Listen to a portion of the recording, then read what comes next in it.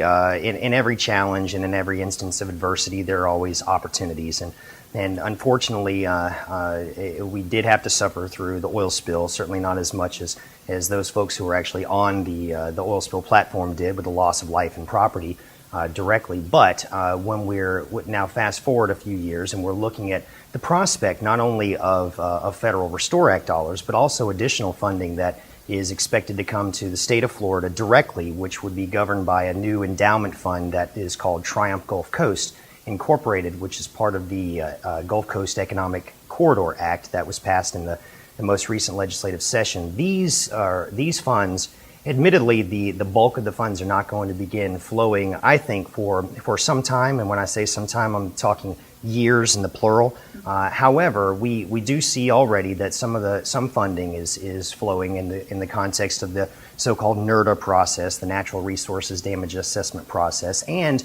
under the Restore Act process itself. There currently is money that is in the bank and at the federal treasury that once all final rules and regulations have been approved by the Treasury Department, I anticipate that some of the funding is going to begin flowing as early as late next year.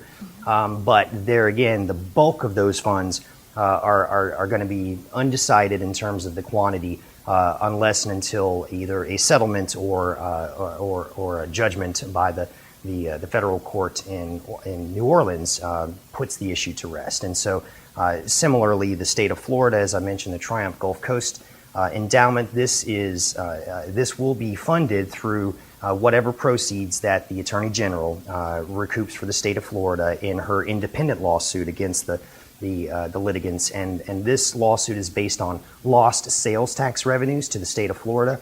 But nonetheless, the same regulation applies with Triumph Gulf Coast as does with the Restore Act. And that is that 75% of any funding that the state of Florida receives as compensation for damages done to the state must be spent in the 8 coastal counties of northwest Florida that were most impacted by the oil spill. And so, that has the potential to be a big game changer.